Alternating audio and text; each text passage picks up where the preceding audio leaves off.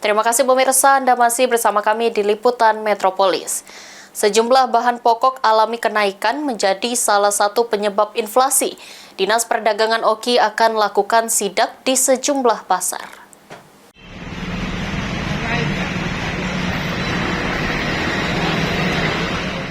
Sejumlah bahan pokok alami kenaikan menjadi salah satu penyebab inflasi.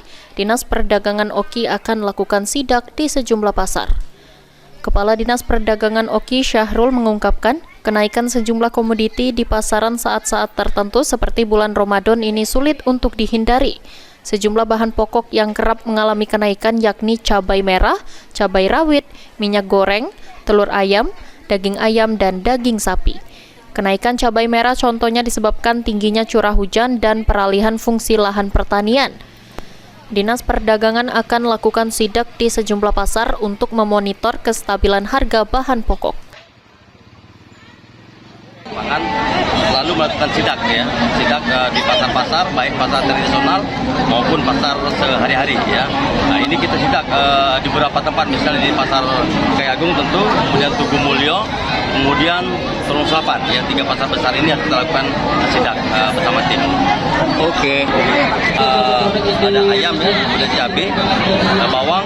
Ini juga berhubungan dengan komoditi-komoditi yang menyebabkan inflasi. Ya.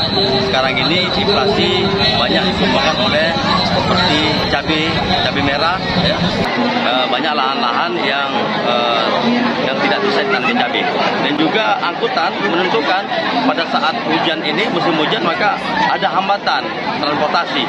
Inilah yang menyebabkan harga cabai meningkat. Dari pantauan di pasar tradisional Kayu Agung, kenaikan komoditas yang cukup signifikan terjadi pada cabai merah keriting semula di harga Rp50.000 per kilogram, kini naik di harga Rp60.000 per kilonya.